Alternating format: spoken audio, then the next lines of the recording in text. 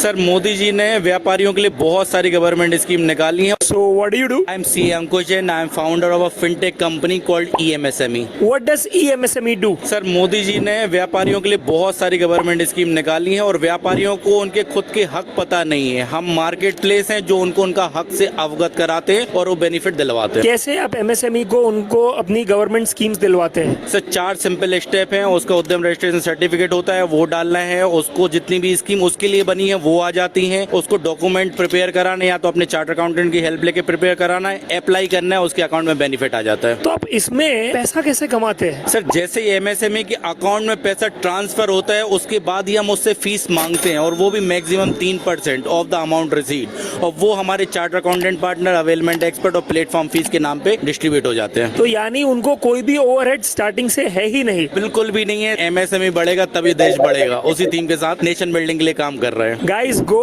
and upload your documents and all the necessary things that are required so that you can get your subsidy that you deserve.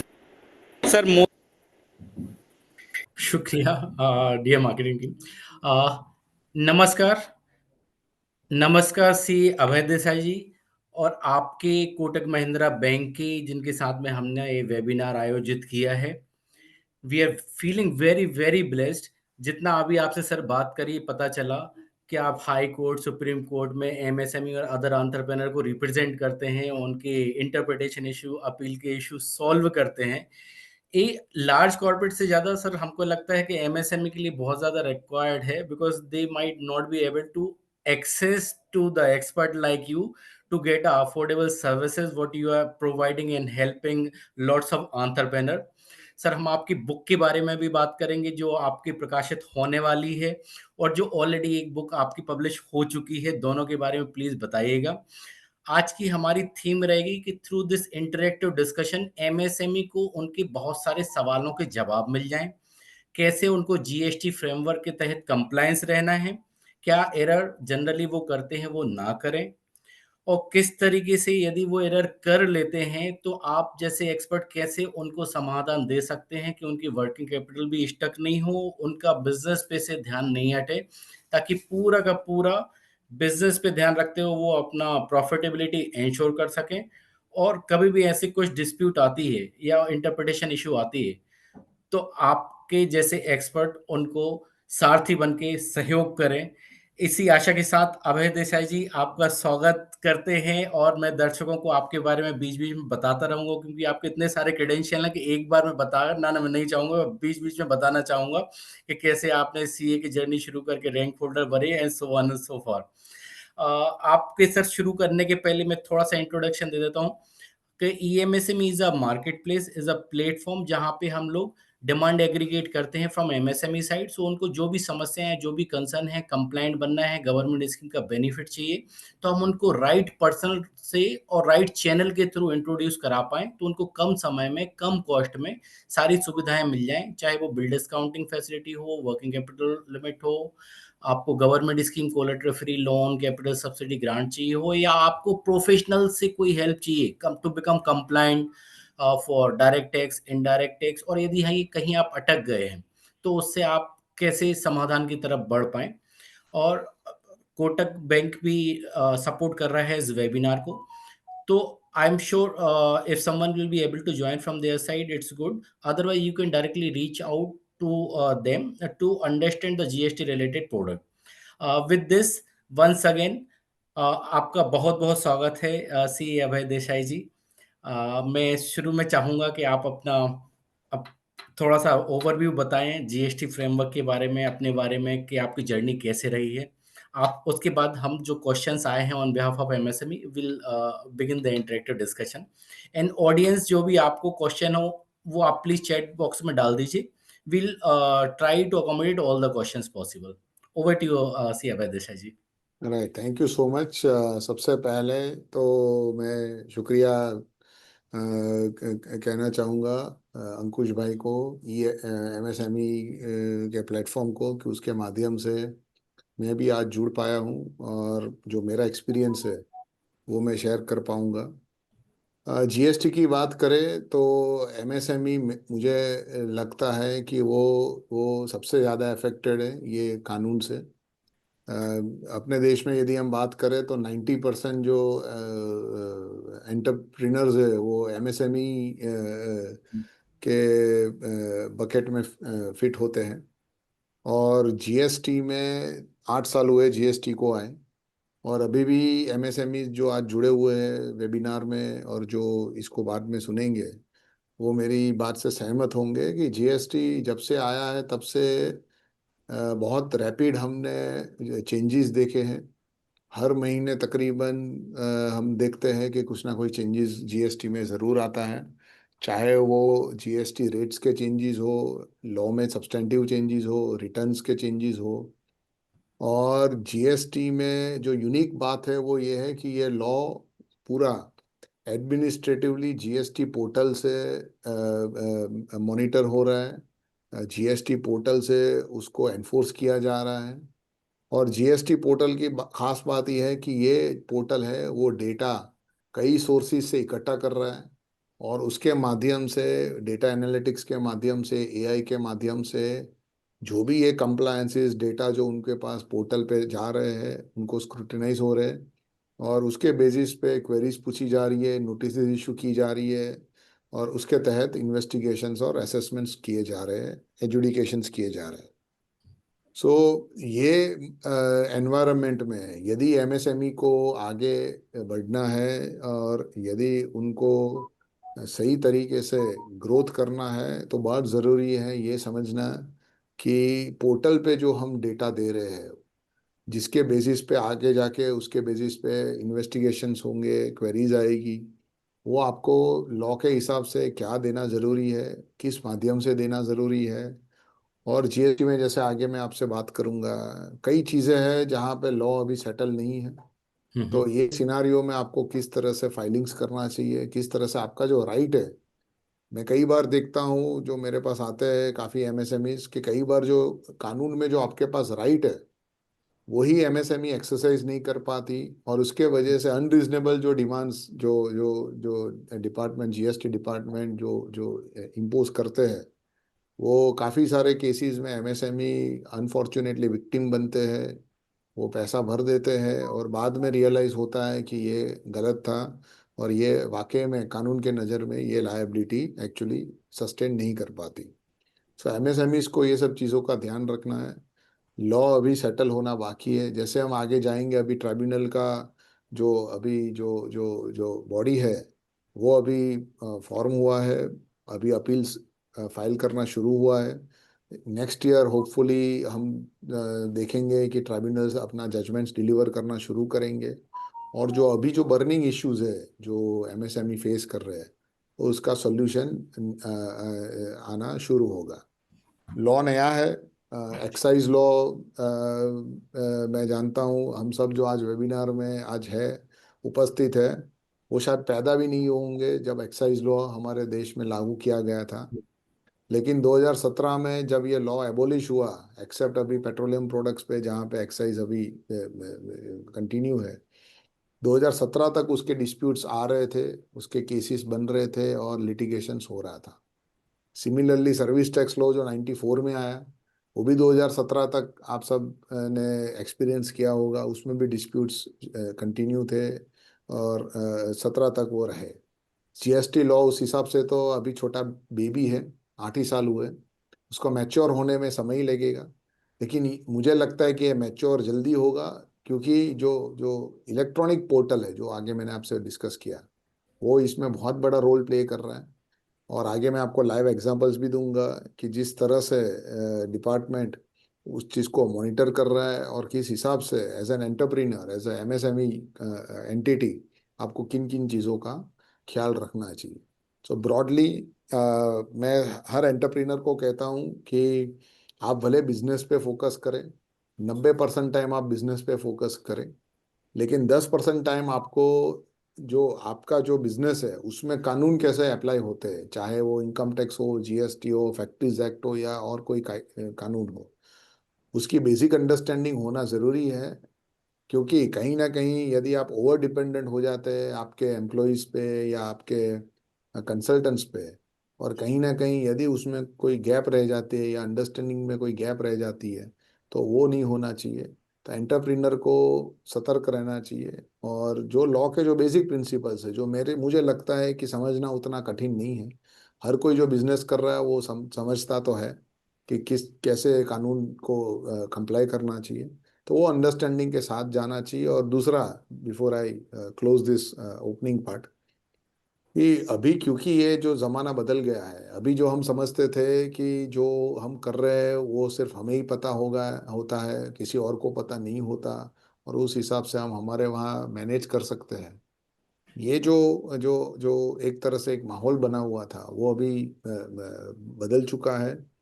अभी जितना आपको पता नहीं है उतना government को पता है। गवर्नमेंट के पास जिस हिसाब से डेटा बैंक अवेलेबल हो रहा है, जिस हिसाब से वो डेटा मल्टीपल सोर्सेज से गैदर कर पा रहे हैं, और उस डेटा के बेसिस पे इनकम टैक्स हो या जीएसटी हो, दोनों में जिस तरह से नोटिस इश्यू हो रहे हैं, अभी वो समय चला गया है जहाँ पे आप कोई चीज़ को इजीली आप हाइड कर पाएंगे या इजीली उसको आप छुपा पाएंगे।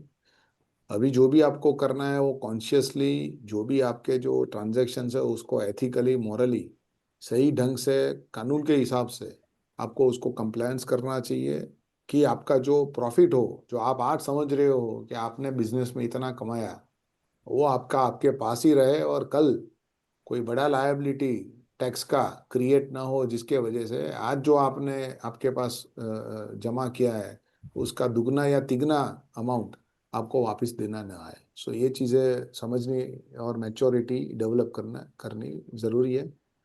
बाकी तो हम अभी आगे बात करेंगे जो जो पर्टिकुलर जीएसटी के इश्यूज है उस पर। Very true sir. Sir GST related हम काफ़ी सारे एमएसएमई को सर्व करते हैं, तो क्वेश्चंस काफ़ी सारे हैं और कुछ एक क्रिटिकल क्वेश्चन है। मैं एक क्रिटिकल क्वेश्चन से शुरुआत करना चाहूँगा राइट। जो गवर्नमेंट की तरफ ही उंगली करता है। बट उसके पहले मैं आभार भी व्यक्त करना चाहूँगा क्योंकि गवर्नमेंट ऑफ इंडिया ने इतने रिफॉर्म किए। जीएसटी रिफॉर्म जिस भी कंट्री में हुआ है उसके बाद वो गवर्नमेंट रिपीट नहीं हुए। इंडिया सिर्फ एक एक्सेप्शन है। आज राइट। उद्यम रजिस्ट्रेशन पोर्टल के हिसाब से 7 करोड़ उद्यमी ऑलरेडी रजिस्टर्ड हो चुके हैं जो 30 करोड़ से ज़्यादा के एम्प्लॉयमेंट जनरेट करे हुए हैं। रिफॉर्म्स काफ़ी हुए हैं। रिसेंट रिफॉर्म भी डायरेक्ट टैक्स और इनडायरेक्ट टैक्स में one of the biggest reform वापस से लेके आए हैं। बट क्या प्रैक्टिकली काफ़ी सारे व्यापारी भाई लोग बोलते हैं कि उनको अभी भी वर्किंग कैपिटल की तकलीफ आती है because of the GST issue, और जब भी कोई मैटर ऐसा फंस जाता है तो वो उससे निकलने में काफ़ी उनको दुविधा होती है सुविधा की जगह पे। तो क्या ब्यूरोक्रेसी का इंटेंट भी सही है? उनने जो डिजिटल एंड फिजिकल इंफ्रास्ट्रक्चर बनाया वो अमेजिंग है, बट क्या कोई जेन्युइन एमएसएमई उसके तहत अपने आप को ऐसे प्रभावित महसूस तो नहीं करता है?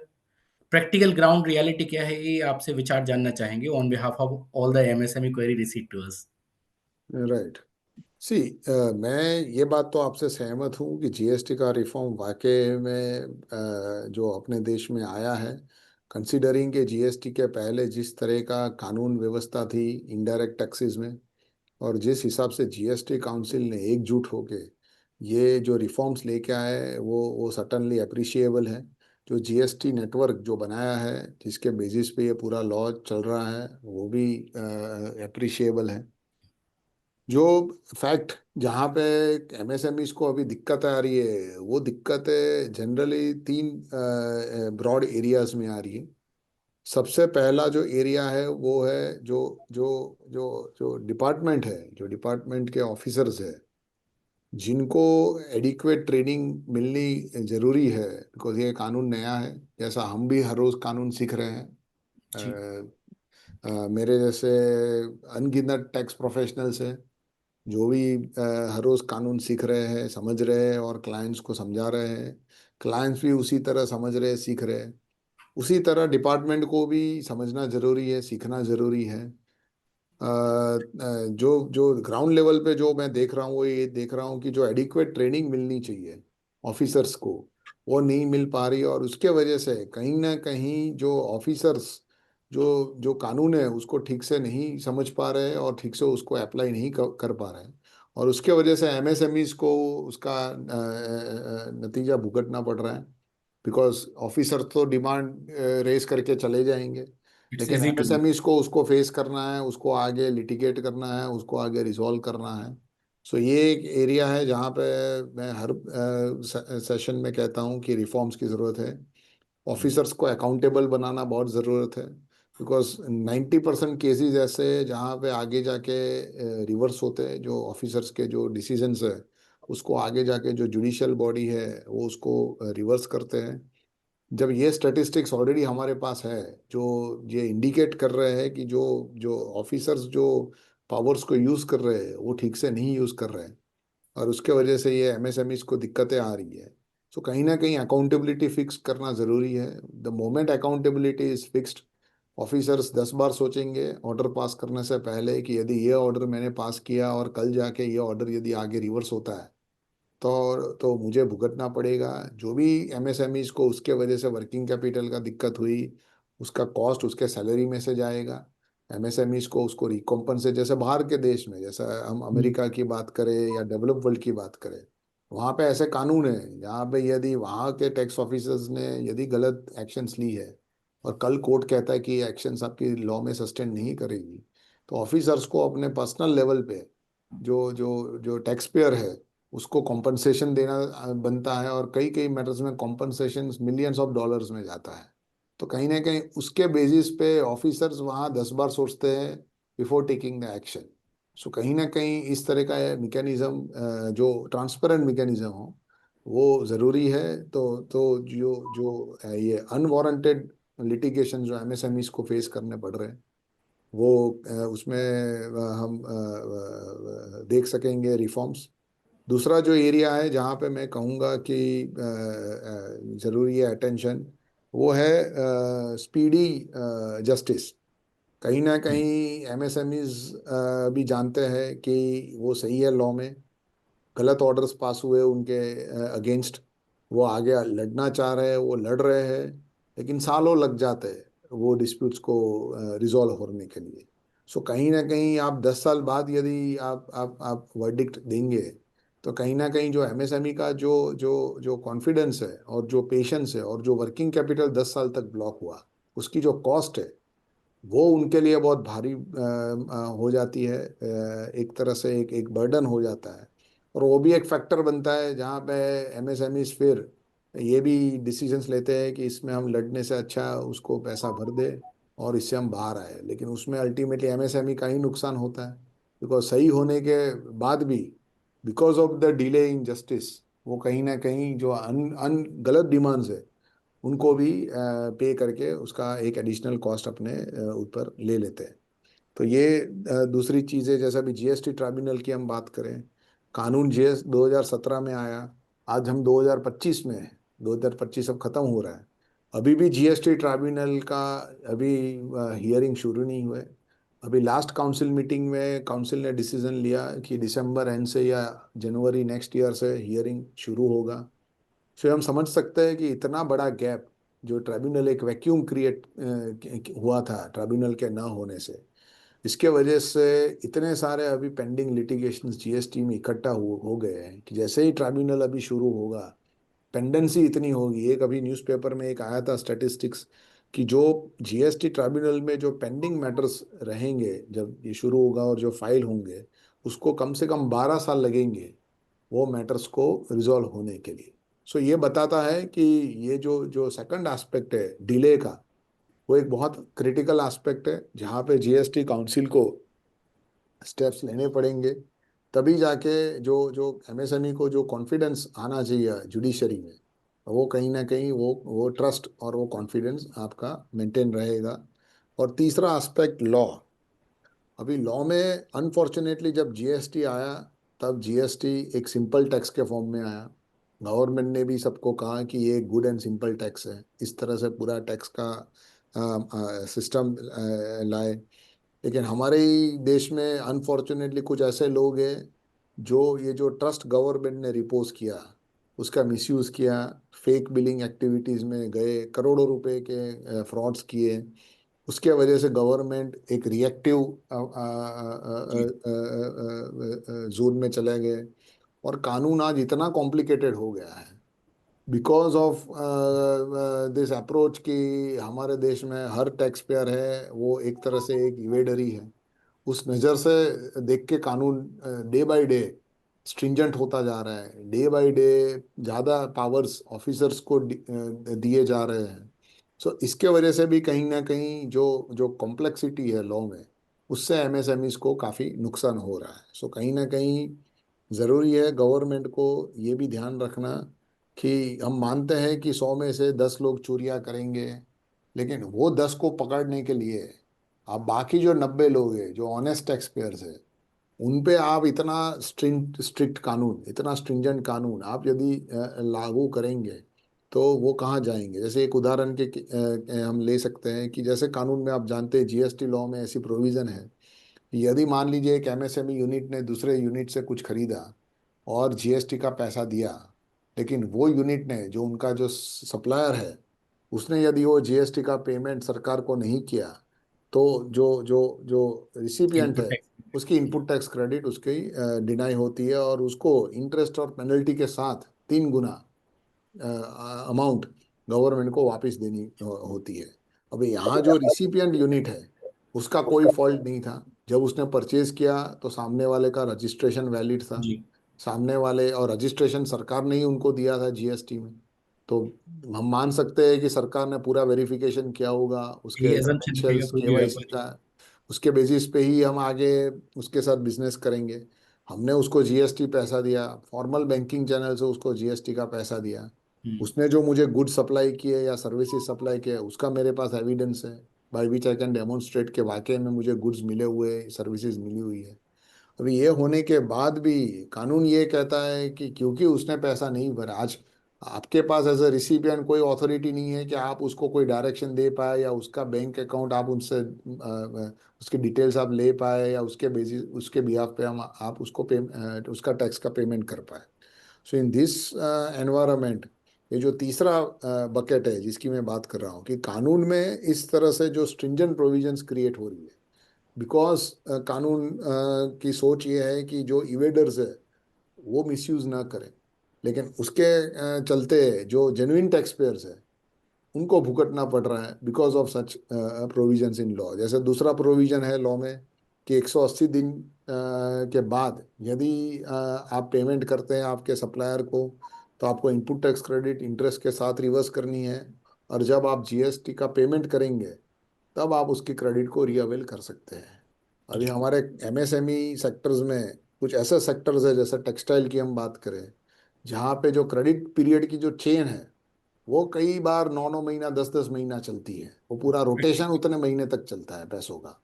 सो कुछ सीजनल बिजनेसेस है, वहाँ पे भी इस तरह का वर्किंग कैपिटल साइकिल है।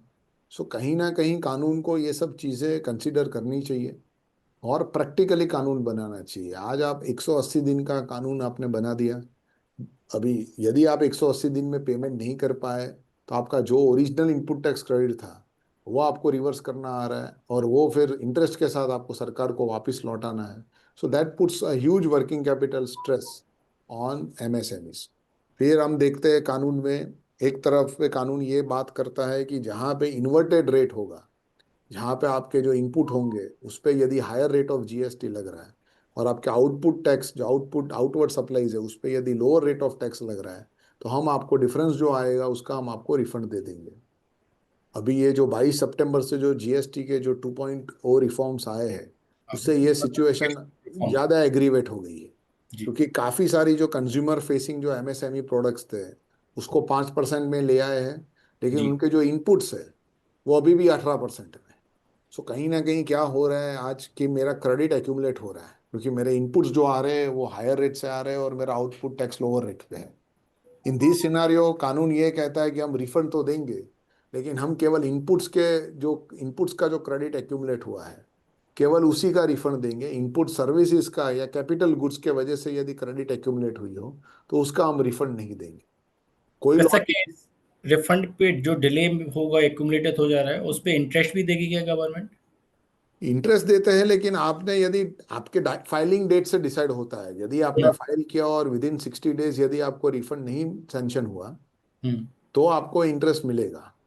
लेकिन यहाँ पे चैलेंज क्या है कि मान लीजिए आपका ये मंथ टोटल 3 लाख रुपए का क्रेडिट एक्यूमुलेट हुआ है, 3 लाख में से 2 लाख का इनपुट का क्रेडिट एक्यूमुलेट हुआ है, 75,000 इनपुट सर्विस का है और 25,000 मान लीजिए कैपिटल गुड्स का है। हम्म, तो आज के डेट में कानून ये कहता है कि आपको केवल 2 लाख का ही रिफंड मिलेगा।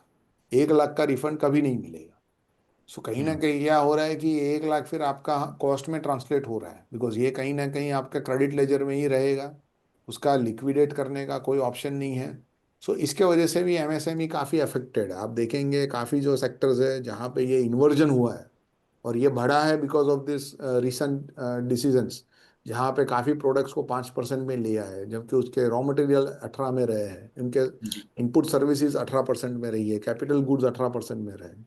सो ये भी कहीं ना कहीं सरकार को, जो ये कानून की जो मैंने आपसे बात की गैप्स, उसको जी। कहीं ना कहीं एमएसएमई के लिए समझना चाहिए और रिकंसिडर होना चाहिए। सो जैसे मैंने 3 बातें की, ब्यूरोक्रेटिक रिफॉर्म्स की ज़रूरत है, हम्म ऑफिसर्स को अकाउंटेबल बनाना ज़रूरत है, डिले जो हो रहा है जस्टिस में उसको ठीक करना ज़रूरी है, उसके लिए एडिक्वेट कैपिटल का एलोकेशन होना चाहिए। हम्म जितने ट्राइब्यूनल के बेंचेस जो अभी बन रहे हैं वो मेरे हिसाब से उतने एडिक्वेट नहीं है जिस हिसाब से क्वांटम ऑफ डिस्प्यूट्स जो हमारे सामने आ रहा है।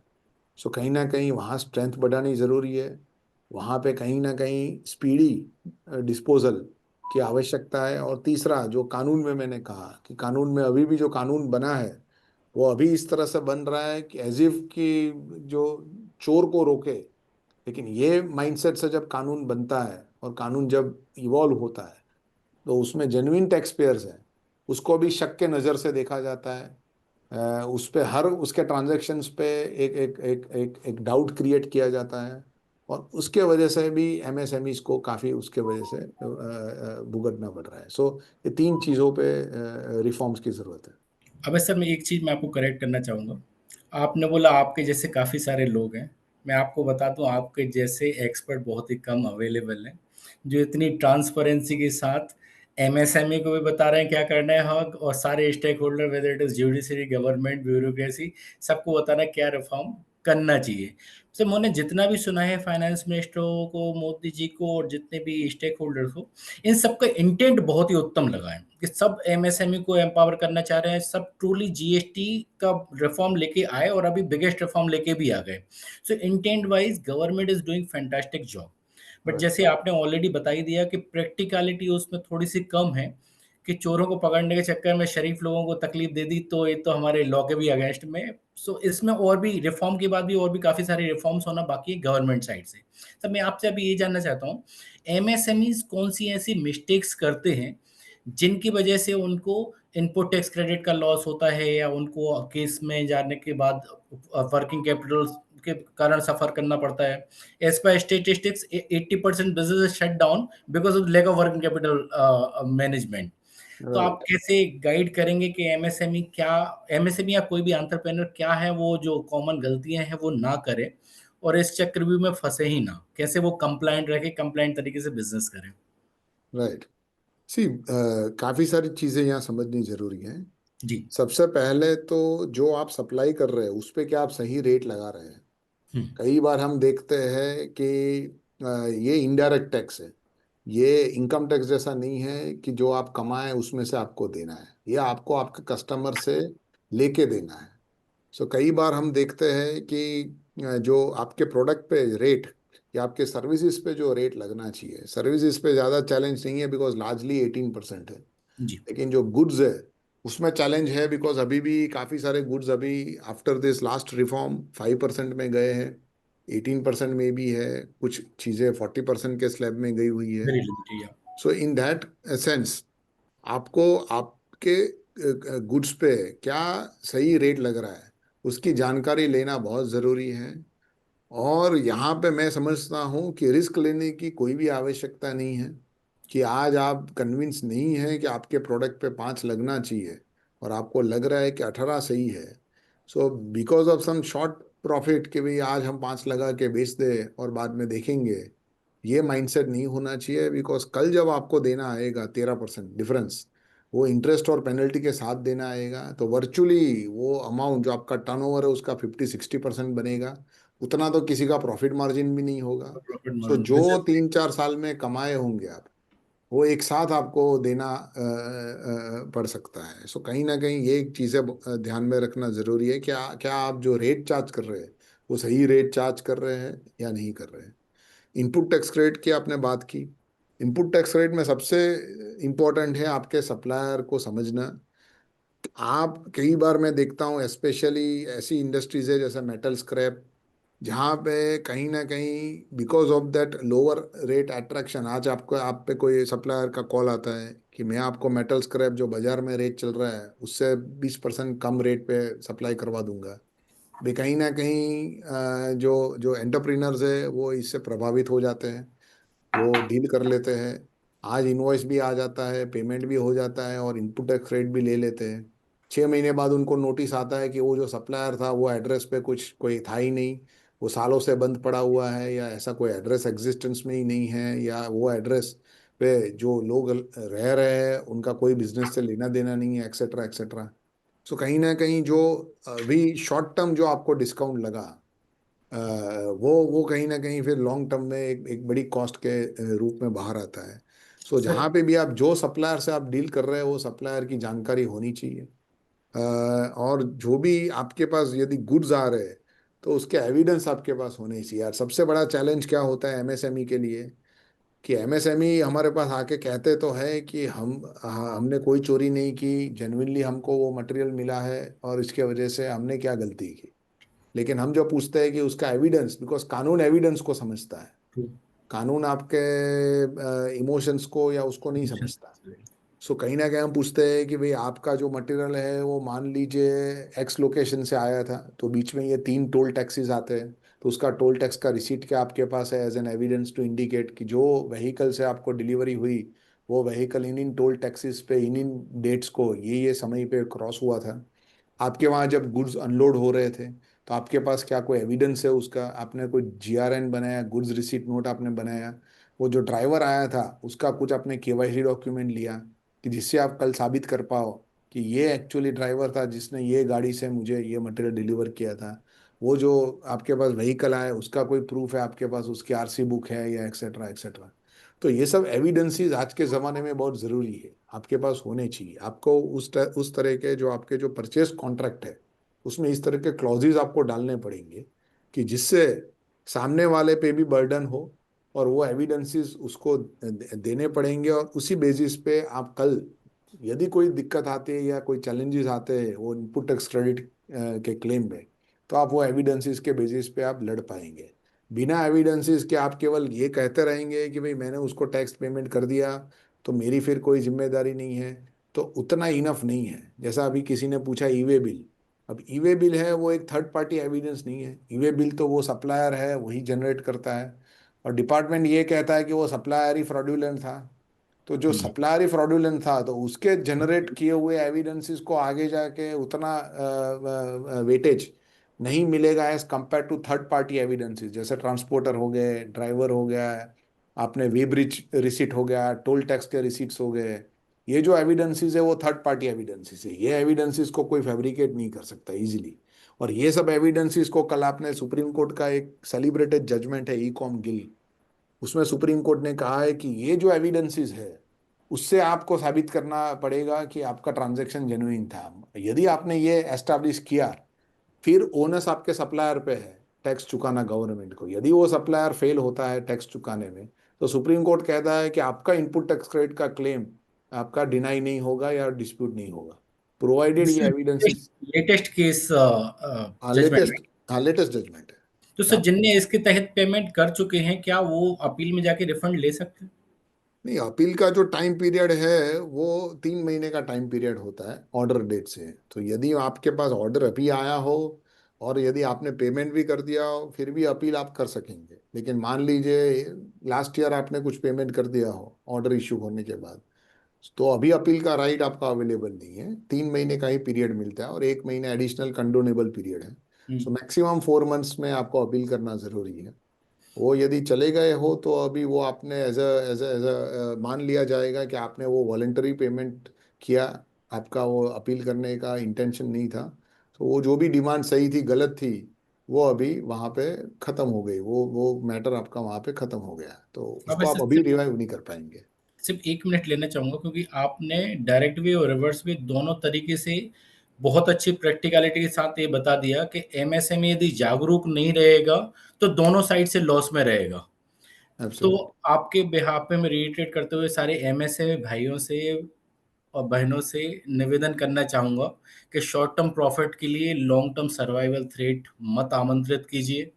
कंप्लायंट बनिए, जागरूक बनिए। ये छोटे-छोटे एविडेंस हैं, तो अलर्ट रहेंगे तो ये सारे एविडेंस हमारे ट्रे में हो सकते हैं और हमें रिवर्स तरीके से पूरा जीएसटी के कंप्लायंट होने का क्या बेनिफिट है, वो ही अभय सर समझा रहे हैं। तो ये रिवर्स वे में हम जा रहे हैं, तो please note every point and take benefit of each such recommendation which is available to you through this webinar.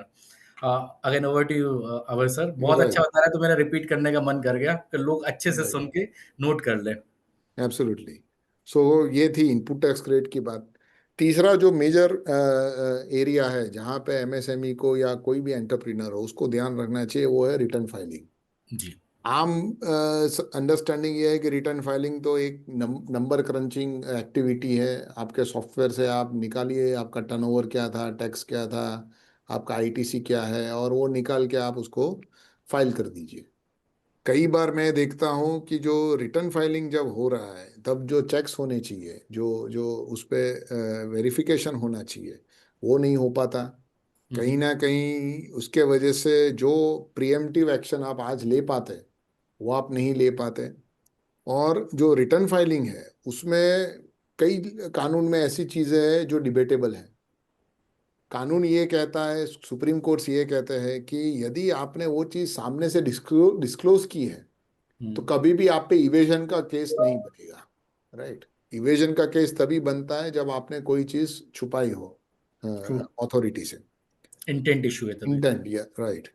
और हम जो प्रैक्टिकली ये जो जो रेकमेंड करते हैं वो ये कि जहाँ पे भी आपको कोई चीज़ डिबेटेबल लग रही हो या आपको लग रहा है कि यहाँ पे लॉ में कुछ गैप्स है, सो आप उसको रिटर्न के माध्यम से डिस्क्लोज कर दीजिए।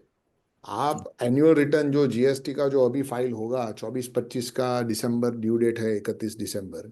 आप एनुअल रिटर्न में 24-25 में जो भी आपके इस तरह के जो डिबेटेबल पॉइंट्स है उसको आप वहाँ नोट डाउन कर दीजिए और उसको एज एन एडेंडम 9C जो रिकन्सिलेशन स्टेटमेंट है उसके साथ आप उसको फाइल करवा दीजिए। या ऑनलाइन आपको नहीं करवाना तो एक मैनुअल आपके जुरिस्डिक्शन में एक लेटर के माध्यम से उसको आप फाइल करवा दीजिए।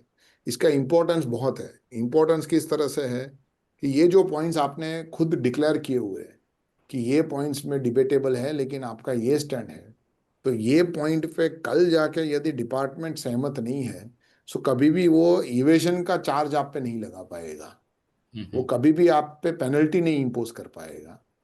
और जो कानून में जो पीरियड दिया हुआ है, जो लिमिटेशन पीरियड दिया हुआ है, जो एक नॉर्मल लिमिटेशन पीरियड होता है और एक एक्सटेंडेड लिमिटेशन पीरियड होता है, अब नया सेक्शन 74 कैपिटल ए इंट्रोड्यूस किया है जो लास्ट ईयर से एप्लीकेबल है, जिसमें दोनों लिमिटेशन पीरियड को कंबाइन किया हुआ है। लेकिन फर्क ये रखा है कि जो नॉर्मल लिमिटेशन पीरियड होगा 2.5 साल का, इसमें यदि डिपार्टमेंट नोटिस और ऑर्डर इशू करता है तो पेनल्टी नहीं लगा सकते। जो एक्सटेंडेड पीरियड जो इन्वोक होगा तो वहां पे डिपार्टमेंट को राइट है पेनल्टी लगाने का। तो इन अ सिचुएशन जहाँ पे आपने ये चीज डिस्क्लोज की होगी वहां पे एक्सटेंडेड पीरियड और जो पेनल्टी का जो क्लॉज है वो लागू नहीं कर हो पाएगा और उसके बेसिस पे काफी बेनिफिट आपको होगा। सो ये रिटर्न फाइलिंग में देखना चाहिए। तो दूसरा, गवर्नमेंट ने ये अच्छा थॉट थ्रू करके लाया है sir. This is good in favour of MSME, so right, good reform part. दूसरा जो सबसे इंपॉर्टेंट चीज है रिटर्न फाइलिंग में वो है रिकन्सिलिएशन। सी आज वो जमाना चला गया। मुझे ध्यान है जब वैट एक्साइज में हम लोग प्रैक्टिस करते थे तो कई कंपनीज में एक्साइज डिपार्टमेंट कोई और आदमी हैंडल कर रहा होता, वैट डिपार्टमेंट कोई और देख रहा होता, और दोनों अपने हिसाब से जो सिस्टम में से डेटा जो कानून के हिसाब से जनरेट होते वो आप फाइल कर देते। कहीं ना कहीं कोई इंटीग्रेशन नहीं था। जो आपके फाइनेंशियल बुक्स बनते, जो पीएनएल आपका बनता, उससे कहीं ना कहीं कोई ताल्लुक नहीं था आपके एक्साइज के रिटर्न का या आपके वैट के रिटर्न्स का। जब भी अथॉरिटीज यदि आपसे मंगवाती तब जाके आप रिकन्सिलेशन बनाते, कुछ कुछ बना बना के आप अथॉरिटीज को सेटिस्फाई करते कि आपके रिकन्सिलेशन में कोई गैप्स नहीं है। आज जमाना पूरा बदल गया है। आज जैसे मैंने स्टार्टिंग में बताया कि आज गवर्नमेंट के पास मल्टीपल सोर्सेज से डेटा आ रहा है। केवल ऐसा नहीं कि आप जो रिटर्न्स फाइल कर रहे हो उसी एक सोर्स से गवर्नमेंट के पास आपका इंफॉर्मेशन मिल रहा है। सो कहीं ना कहीं आपका जो भी जीएसटी फाइलिंग हो रहा है वो आपका अलाइन होना चाहिए आपके बुक्स ऑफ अकाउंट्स के साथ और आपके इनकम टैक्स के रिटर्न्स के साथ। आज भी हम देखते हैं कि कहीं ना कहीं जीएसटी में आपने स्टैंड लिया है कुछ और, इनकम टैक्स में आप उसका कुछ और स्टैंड लेते हो और बुक्स ऑफ अकाउंट्स में कुछ और तरीके से उसको आप डिस्क्लोज करते हैं। तो कहीं जैसे एक सिंपल एग्जांपल मैं आपको लेता हूँ, जीएसटी लॉ में जैसे प्रोविजन है कि यदि आपने बिल्डिंग का रिपेयरिंग किया हो तो आप वो जो भी जीएसटी लगा हो रिपेयरिंग कॉस्ट पे आप उसकी इनपुट टैक्स क्रेडिट ले सकते हैं। ये जीएसटी जी। का कानून है। सो आज जैसे मान लीजिए आपने एक मेजर रिपेयरिंग करवाया आपके फैक्ट्री बिल्डिंग में या ऑफिस बिल्डिंग में एक्सेट्रा, आपने जीएसटी में स्टैंड लिया कि ये एक रिपेयरिंग का खर्चा है और उसके बेसिस पे ये क्रेडिट मेरा एलिजिबल है, तो आपने वो क्रेडिट ले लिया। अब कल जब आपके ऑडिटर्स ने जो आपका बुक्स ऑफ अकाउंट्स फाइनलाइज करते हैं उन्होंने ये खर्चा देखा, अब उन्होंने ये व्यू बनाया कि नहीं ये तो बहुत बड़ा खर्चा है, ये तो 1 करोड़ का खर्चा है, ये तो रिपेयरिंग नहीं हो सकता, ये तो कैपिटलाइज करना पड़ेगा, ये तो आपके बिल्डिंग के हेड में हम उसको कैपिटलाइज करेंगे और उस पर हम डेप्रिसिएशन क्लेम करेंगे, उसको हम रेवेन्यू एक्सपेंस नहीं लेंगे। हम्म। तो कहीं ना कहीं ये गैप खड़ी हुई। अब मान लीजिए आपने वो चीज़ इग्नोर की, आपने जीएसटी में क्रेडिट लिया और वहाँ बुक्स ऑफ अकाउंट्स में आपने उसको बिल्डिंग में कैपिटलाइज किया। अब 2 साल बाद जब डिपार्टमेंट इसको देखेगा वो डिस्प्यूट करेगा ये बेस पे कि आप कैसे जीएसटी में इसको रिपेयर क्लेम करोगे जबकि आपके खुद के ऑडिटर्स उसको कैपिटलाइज करवा रहे हो और आप पे डिप्रिसिएशन आप उसका क्लेम कर रहे हो। सो कहीं ना कहीं ये जो गैप्स है वो नहीं होनी चाहिए। सो एमएसएमई के लिए ये ज़्यादा इंपॉर्टेंट है कि जब आप जीएसटी में जो आप स्टैंड ले रहे हैं वो स्टैंड का आपका जो इम्प्लीकेशंस है चाहे वो बुक्स ऑफ अकाउंट्स में हो या इनकम टैक्स में हो वो भी आपको ध्यान में रखना पड़ेगा। ऐसा अब जमाना चला गया जहाँ पे आप आपके हिसाब से जीएसटी का फाइलिंग करें, इनकम टैक्स वाले इनकम टैक्स का फाइलिंग करें, बुक्स ऑफ अकाउंट्स आपके जो बैंकिंग रिक्वायरमेंट्स हो या इन्वेस्टर्स के रिक्वायरमेंट्स हो उस हिसाब से आप बुक्स ऑफ अकाउंट्स फाइल करें। दूसरा जैसा एग्जाम्पल है इन्वेंटरी का, जी। कई बार क्या होता है कि आपके जीएसटी के रिकॉर्ड्स तो एवरी मंथ इलेक्ट्रॉनिकली फाइल हो रहे हैं, उसमें फाइल होने के बाद आप उसमें कोई एडिटिंग नहीं कर पाएंगे, जो भी आपने सेल परचेज दिखाया वो आपका फ्रीज हो जाता है। फिर भी हम कई बार देखते हैं कि at the end of the year profit के ध्यान में रखते हुए इन्वेंटरी के एडजस्टमेंट्स होते हैं। अब ये एडजस्टमेंट्स आपने बुक्स में तो कर लिए लेकिन आप उसको जीएसटी के साथ कैसे जस्टिफाई करोगे, बिकॉज जीएसटी में आप ऑलरेडी मंथली रिटर्न्स आप फाइल कर चुके हो और वहां पे आप ऑलरेडी सेल परचेज पूरा डिस्क्लोज करके बैठे हुए हो। सो कहीं ना कहीं वो बैकग्राउंड में फिर आपका लोअर इन्वेंटरी या हायर इन्वेंटरी को जस्टिफाई करना बहुत डिफिकल्ट बन जाएगा बिकॉज आपका एक खुद डेटा है जो कॉन्ट्राडिक्ट करेगा आपके बुक्स को। सो जी। कहीं ना कहीं कुछ प्लानिंग करना हो तो प्लानिंग आपको डे वन को करना पड़ेगा। आप आफ्टर द ट्रांजैक्शन नहीं कर सकते प्लानिंग बिकॉज आप ऑलरेडी जीएसटी पे रिपोर्ट कर चुके हैं वो ट्रांजैक्शंस को। सो कहीं ना कहीं ये जो इंटीग्रेटेड अप्रोच हम जो इंटरनली हम जब डिस्कस करते हैं तो हम क्लाइंट्स को एक्सप्लेन करते हैं कि अभी इंटीग्रेटेड अप्रोच की जरूरत है। आप भले जीएसटी का कंप्लायंस कर रहे हैं लेकिन आपकी उसी समय नज़र बुक्स ऑफ अकाउंट्स पे भी होनी चाहिए कि ये ट्रांजैक्शंस को आप कैसे वहाँ रिफ्लेक्ट करने वाले हैं, आपके इनकम टैक्स पे भी होनी चाहिए कि ये इनकम टैक्स में कैसे रिपोर्ट होगा। और जैसे कुछ इंडस्ट्रीज है जैसे रियल एस्टेट जहाँ पे जो यदि आज सेशन में कोई डेवलपर्स बिल्डर्स हो तो कई हम अभी डिस्प्यूट्स लेटेस्ट देख रहे हैं जहाँ पे डिपार्टमेंट रेरा के वेबसाइट से डिटेल्स निकाल के लेके आ रहे हो और जीएसटी में नोटिस इशू कर रहे हैं कि आप जीएसटी में ये क्लेम कर रहे हो कि आपका कंप्लीशन सर्टिफिकेट आ गया, उस बेसिस पे उसके बाद जो आप बुकिंग ले रहे हो उस पर आप जीएसटी जमा नहीं कर रहे हैं। लेकिन रेरा में तो आप डिस्क्लोज ये कर रहे हो कि अभी कंप्लीशन सर्टिफिकेट आना बाकी है और कंप्लीशन सर्टिफिकेट आपका 6 महीने बाद है एज कम्पेयर टू जो डेट आपने जीएसटी में इंडिकेट की हुई है। सो इस तरह के डिफरेंसेस भी डिस्प्यूट क्रिएट करते हैं बिकॉज रेरा में आप कुछ और फाइलिंग कर रहे हो, रेरा में हर क्वार्टरली आपको प्रोजेक्ट का अपडेट देना है, फॉर्म 5 फाइल करना है और वहाँ पे आप प्रोजेक्ट कंप्लीशन में कॉस्ट जो देंगे वो कुछ और देंगे और यहाँ जीएसटी में आप जो क्रेडिट ले रहे हैं उसकी कॉस्ट कुछ और होगी। तो जीएसटी डिपार्टमेंट वो डेटा लेके आते हैं और ये केस बनाते हैं कि भाई वहाँ पे तो आपने ये डिक्लेयर किया, वहाँ पे तो आपने इतने बुकिंग्स डिक्लेयर किए हुए, इतनी अपने एडवांसेस आए वैसा डिक्लेरेशन है, और यहाँ हम जब जीएसटी रिटर्न वो 3 महीने का सेम पीरियड का उठा के देखते हैं तो वहाँ पे आपने ये डिक्लेयर किया है कि 3 करोड़ के एडवांस आए और यहाँ जीएसटी आपने 2 करोड़ पे ही भरा है, तो 1 करोड़ का क्या हुआ। अब यहाँ आप कहेंगे कि नहीं वो 1 करोड़ एडवांस अभी तक नहीं आया, तो बोला तो रेरा के वेबसाइट पे क्यों आपने डिक्लेयर किया?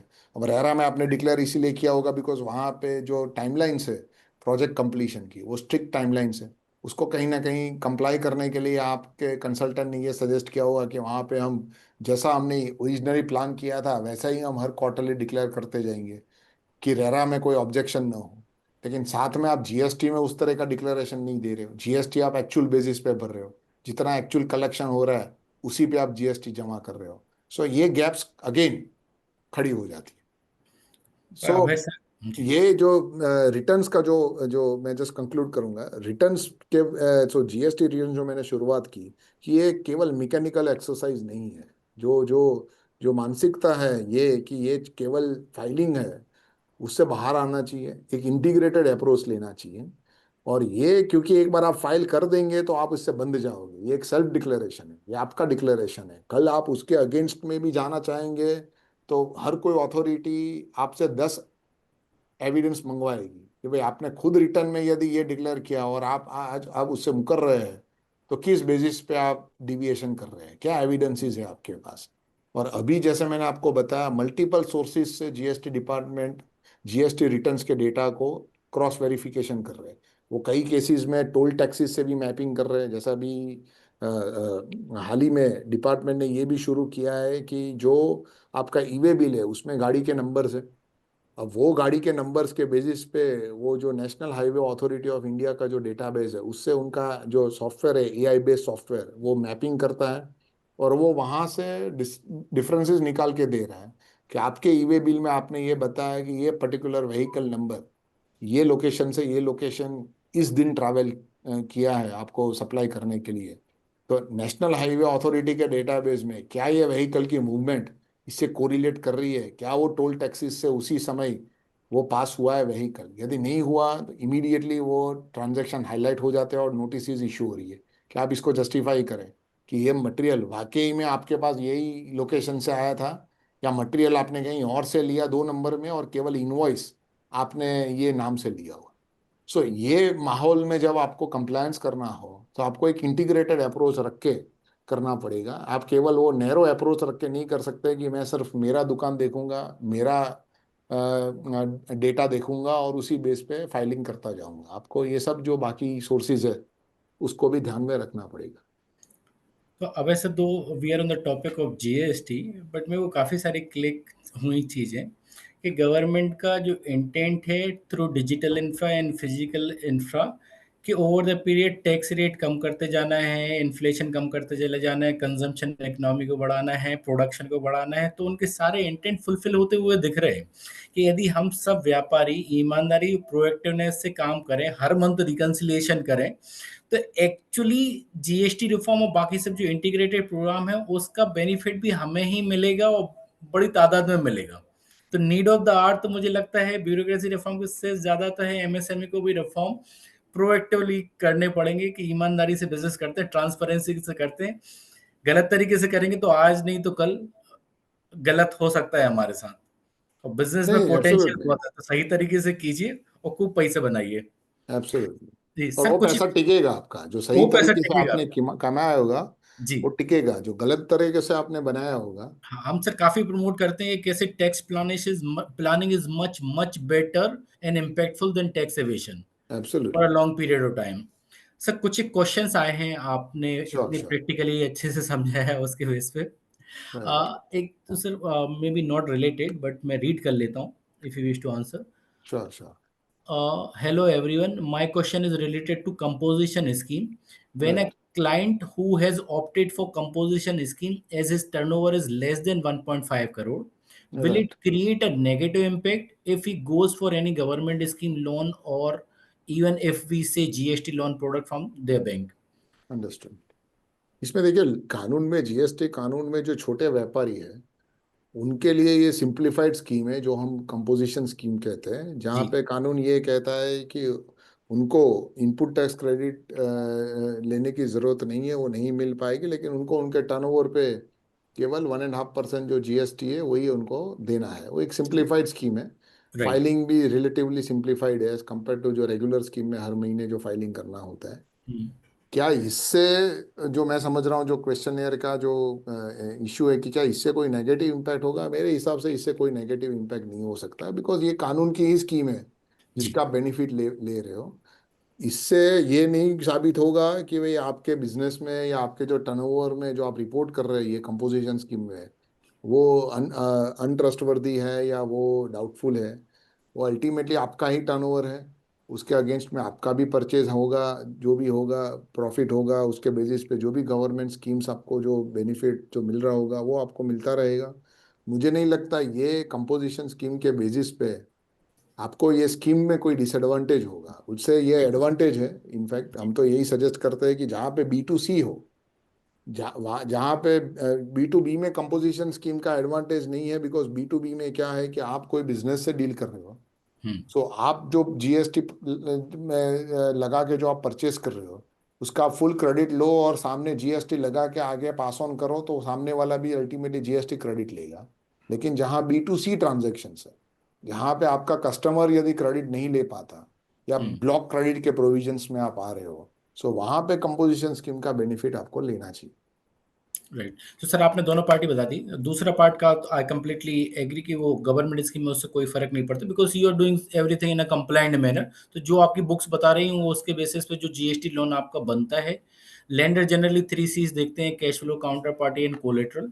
तो उसमें आप फिट हो जाते हो, इसका कोई नेगेटिव इम्पैक्ट नहीं है। इनफैक्ट आप जीएसटी रेट ये सब अच्छे से कर रहे हैं तो इसके पॉजिटिव बेनिफिट ही मिलते हैं। सर एक क्वेश्चन और है, may not be related to you but I will read again. Are section 8 company eligible for DPIIT certificate which is startup certificate? ये इसका मुझे आइडिया नहीं होगा फ्रैंकली, बिकॉज सेक्शन 8 कंपनी तो नॉन प्रॉफिट कंपनी हुई, जी, लेकिन ये DPIIT सर्टिफिकेट का मुझे startup related माहिती नहीं। certificate. So our team will answer over the chat only. Aisha, please go ahead and answer. So next question is, can difference between GST turnover and income tax turnover be considered for extended time period for invoking penalty and proceedings? Right.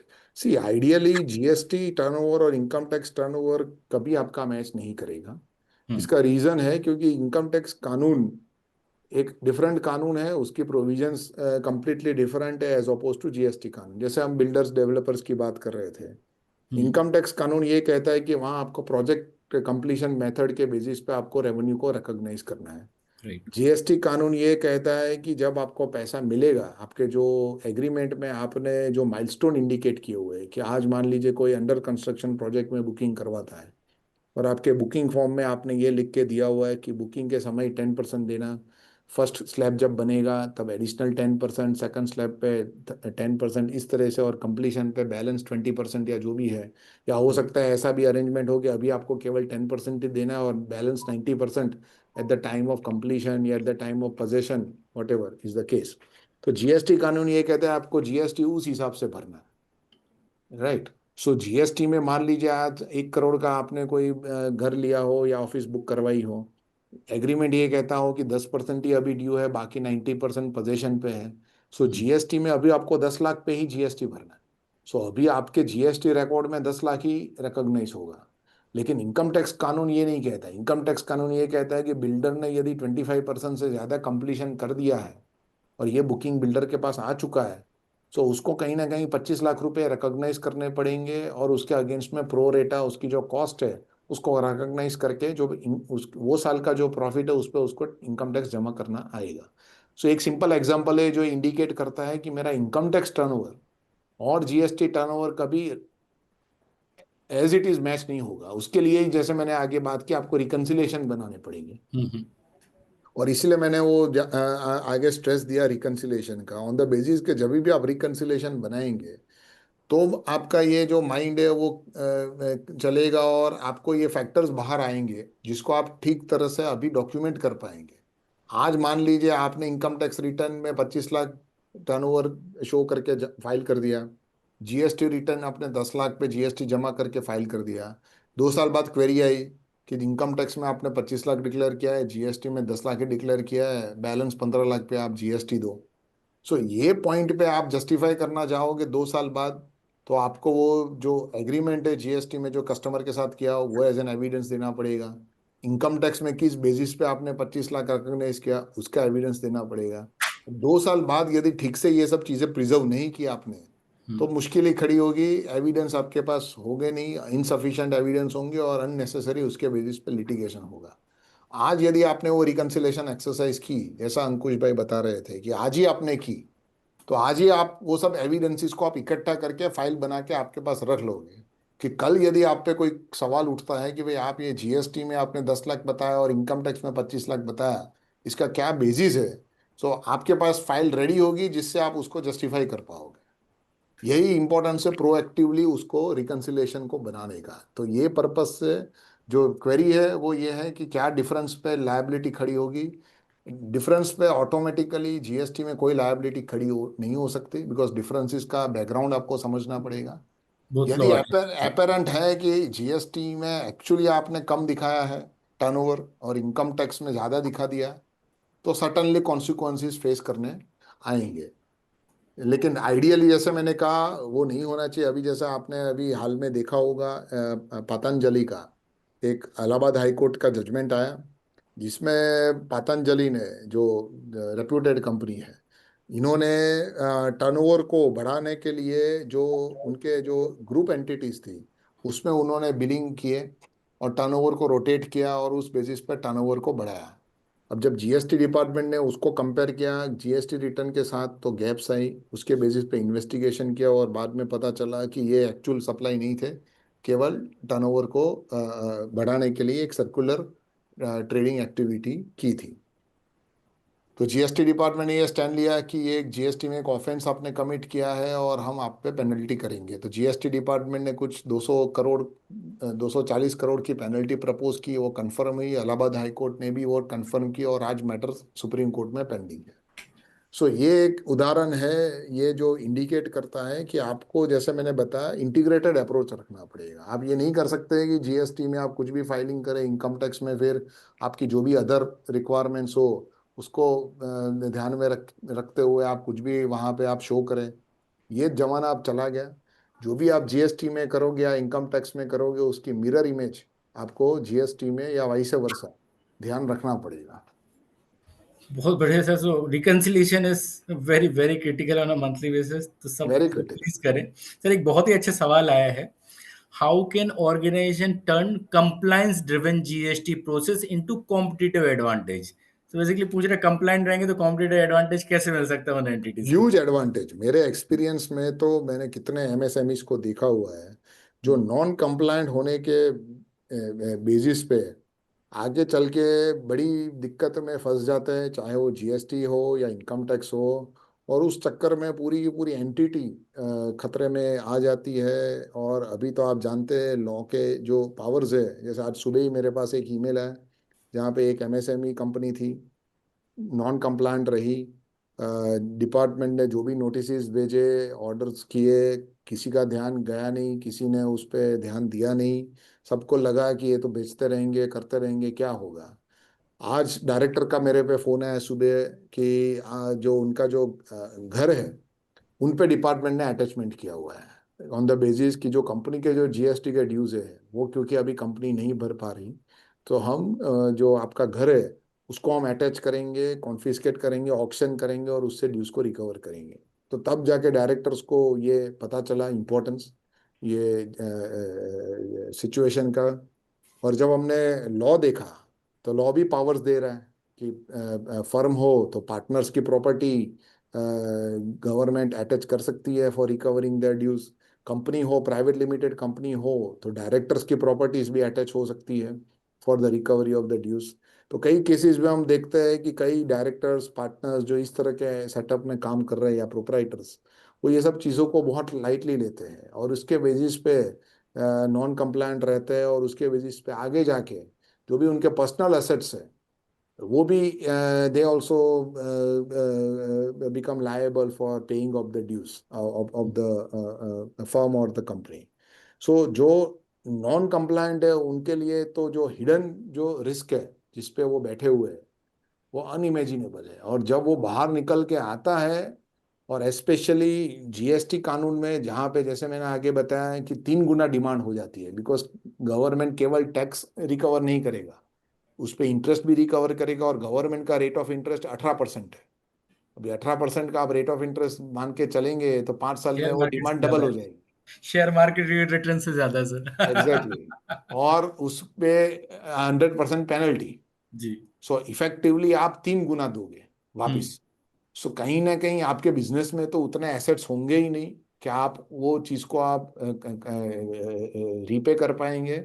सो आपके जो personal assets होंगे वो भी कहीं ना कहीं फिर ये सब चक्कर में फंस जाएंगे। So non compliant is a huge risk, being compliant is a huge competitive advantage, क्योंकि जब आप कंप्लायंट रहेंगे सो आपके जो कॉस्टिंग स्ट्रक्चर में क्लैरिटी होगी, आपके प्राइसिंग स्ट्रक्चर में क्लैरिटी होगी, और आप लॉन्ग टर्म देख के प्राइसिंग आपके प्रोडक्ट्स या सर्विसेज का करोगे। सो जो भी प्रॉफिट आपका आएगा वो आप बिजनेस में आराम से डिप्लॉय कर पाएंगे, आप एक्सपांशन कर पाएंगे बिना ये चिंता किए हुए कि कल जाके कहीं ना कहीं कोई मेजर लायबिलिटी आप पे ना आए। सो कहीं ना कहीं it's a huge advantage of being a compliant tax payer as being a non compliant tax. Non compliant में कई मैं केसेस देखता हूँ, लोग एक्सपांशन प्लान्स फाइनलाइज करते हैं और कहीं ना कहीं बड़ी इस तरह की नॉन कंप्लायंट रहे होंगे, डिमांड आ जाती है और पूरे एक्सपांशन प्लान्स आधे अधूरे बिल्डिंग्स वो अधूरे ही रह जाते हैं, बिकॉज कहीं ना कहीं बीच में यदि इस तरह का कोई डेवलपमेंट आ जाता है तो पूरा फोकस रिसोर्सेस ट्रैक चेंज कर लेते हैं और उसमें उनका बिजनेस इवेंचुअली सफर्स, गुडविल नहीं क्रिएट कर पाते, मार्केट वैल्यू नहीं क्रिएट कर पाते। So it has non compliant, being non compliant has serious risk. जी। सर मैं आपको एंटरप्रेन्योर के क्वेश्चन पे थोड़ी देर में बाद में लेके आता हूँ, क्योंकि मुझे लगता है इन क्वेश्चन की समझ और ज़्यादा बढ़ेगी मेरे एक दूसरे क्वेश्चन से, कि गवर्नमेंट ऑफ इंडिया विकसित भारत 2047 विजन के साथ काफ़ी सारे रिफॉर्म्स लेके आ रहे हैं, और काफ़ी सारे रिफॉर्म्स तो ऐसे जो इंडिया में ही हुए हैं, वर्ल्ड में कहीं हुए नहीं हैं इतने सक्सेसफुली। तो ऑब्जेक्टिव आपकी नज़र में क्या है गवर्नमेंट का, और उसका कैसे कैसे over the period of time benefit मिला है एमएसएमई को, और आगे आने वाले सालों में मिलेगा? सी जीएसटी की बात करें तो मेरे हिसाब से तो बहुत बड़ा बेनिफिट मिला है एमएसएमई को। नंबर वन, आपका जो इंडिया है वो पूरा मार्केट बन गया है। पहले जो कानून था जहाँ पे हर स्टेट में सेपरेट कानून होते थे, स्टेट के जो वैट कानून होते थे वहाँ पे हर स्टेट में दिक्कतें थी, ब्यूरोक्रेसी थी। अभी आपको पूरे इंडिया में एक ही कानून है। आप आपके प्रोडक्ट आप महाराष्ट्र में हो तो भी 5% में बेचोगे और वही प्रोडक्ट आप कहीं और स्टेट में भी जाके 5% जीएसटी लगा के ही बेच पाओगे। क्लैरिटी आ गई है, कंफ्यूजन स्टैंडर्डाइजेशन हो नहीं गया। रहा। वो आपका बहुत बड़ा एडवांटेज है। दूसरा, इनपुट टैक्स क्रेडिट जो पहले काफ़ी रिस्ट्रिक्टेड फॉर्म में आप ले पा रहे थे, अभी बहुत ब्रॉड बेस हो गई है इनपुट टैक्स क्रेडिट। जो भी आपका लेजिटिमेट खर्चा होगा उस पर जो जीएसटी लगेगा वो बाय एंड लार्ज आप क्रेडिट के फॉर्म में ले पाते हैं। सो वो आपके कॉस्ट में ट्रांसलेट नहीं हो रही। ऑनलाइन फाइलिंग हो गए, यदि जैसे मैंने डिस्कस किया उस तरह से यदि प्रोएक्टिवली इंटीग्रेटेड अप्रोच रख के यदि आप फाइलिंग करते हैं तो मेरे हिसाब से आपको कम से कम दिक्कतें फेस करनी होगी। जबकि जो मैनुअल जमाना था वहाँ पे तो ब्यूरोक्रेसी को आपको फिजिकली 1 to 1 हैंडल करना पड़ता था, वो एक बहुत बड़ी न्यूसेंस वैल्यू थी, बहुत बड़ा हैरेसमेंट था, वो सब चला गया। सो जो गवर्नमेंट का विजन है वो ये है कि वो टेक्नोलॉजी के माध्यम से टैक्स पेयर और डिपार्टमेंट के बीच में इंटरैक्शन को वो खत्म करना चाह रहा है कि कहीं ना कहीं चीज़ें ऑटोमेटेड हो जाए, कहीं ना कहीं फेसलेस हो जाए, और कहीं ना कहीं जो जो अपने देश में जो करप्शन है, जो सबसे बड़ा एक इशू है, वो कहीं ना कहीं टेक्नोलॉजी के माध्यम से रिजॉल्व हो पाए। आप देखते हैं इनकम टैक्स में फेसलेस होने से काफ़ी सारी चीज़ों में बहुत बड़ा बदलाव आ गया है। कस्टम्स भी फेसलेस होने से काफ़ी सारी चीज़ों में इम्प्रूवमेंट दिख रहा है। जीएसटी भी वही रास्ते चलेगा। अभी अभी शुरुआत है। मुझे लगता है आने वाले समय में गवर्नमेंट भी इस पे सीरियसली थॉट देगा जीएसटी को भी फेसलेस बनाने का, बिकॉज कहीं ना कहीं हम वो डायरेक्शन में जा रहे हैं। जैसे आप देख रहे हैं ज़्यादा से ज़्यादा एवरी ईयर जो जीएसटी के जो प्रोसेसेस है वो ज़्यादा ऑटोमेटेड होते जा रहे हैं, ज़्यादा सिस्टम ड्रिवन होते जा रहे हैं। सो कहीं ना कहीं गवर्नमेंट का भी यही विजन है कि आगे चल के इसको भी फेसलेस कर दे। सो कहीं ना कहीं आपके और जो अथॉरिटीज़ है उसमें कोई 1 to 1 फिजिकल इंटरेक्शन न रहे, सब टेक्नोलॉजी और डेटा के माध्यम से पूरा लॉ एडमिनिस्टर हो। और जो पहले जो था जहाँ पे टैक्स की चोरी एक कॉम्पिटिटिव एडवांटेज बन जाता था, वो ये गवर्नमेंट को नहीं चाहिए और वो होना भी नहीं चाहिए। एक लेवल प्लेइंग फील्ड क्रिएट की हुई है सबके लिए जी। कि यदि आप जो भी कानून आप पे लगेगा वही आपके कॉम्पिटिटर पे भी लगता है। सो कहीं ना कहीं जो कानून है, जो पुराने जमाने में as a differentiator, as a competitive advantage था, वो नहीं रहेगा। वो एक समानता से सब पे लागू होगा। ये विजन से गवर्नमेंट और जीएसटी काउंसिल चल रहे हैं। सो कहीं ना कहीं एज अ टैक्स पेयर हमें भी उस चीज़ में हमको मोल्ड करना पड़ेगा। उस हिसाब से रिकॉर्ड कीपिंग, उस हिसाब से कंप्लायंसेस करने पड़ेंगे। दोनों साइड से यदि ये चीज़ हुई, तभी हम विकसित भारत जो आप कह रहे हैं, वो गोल को हम अचीव कर पाएंगे। और वही डायरेक्शन में गवर्नमेंट जो टॉप लेवल पे जो आपने आगे बात की, एट द हाईएस्ट लेवल ये विजन से चल रहे हैं। सो कहीं ना कहीं टैक्स पेयर्स का भी ये रिस्पॉन्सिबिलिटी बनता है कि वो भी इसी डायरेक्शन में चलें। तो मेरे हिसाब से देश आगे आराम से बढ़ेगा। विकसित भारत मोदी जी को अकेले नहीं बनाने, हम सबको मिलके बनाना है। उन्होंने अपना काम कर दिया, tech driven, technology, transparency, no corruption, very less corruption, no loophole, level playing field. इससे एक्सपोर्ट भी बढ़ रहा है हमारा एज परफेक्ट, इन्फ्लेशन भी कम हो रहा है, कॉस्ट ऑफ प्रोडक्शन भी कम हो रहा है। तो सारे बेनिफिट तो इसके अभी आते दिख रहे हैं। तो सर, सब जो बोलते हैं कि not only this decade but this multiple decades belong to India, वो इस विजन से ही पूरा होगा। तो हम सब एब्सोल्युटली। भी साथ देते हैं विकसित भारत बनाने में। सर, मैं वापस से क्वेश्चंस पे आ रहा हूँ श्योर श्योर। जी। How can MSME align their tax planning with cash flow management to improve liquidity? This is again very practical question sir, हम वेरी सब। Practical question. Yes yes, absolutely. So जैसे मैंने आगे बात की, जैसे देखिए कानून जो बना है वो कानून के हिसाब से प्लानिंग पॉसिबल है। और जैसे आपने आगे बताया, प्लानिंग और इवेजन में फर्क है। जी, इवेजन है जो आप चोरी कर रहे हो, और प्लानिंग है जो कानून आपको यदि विद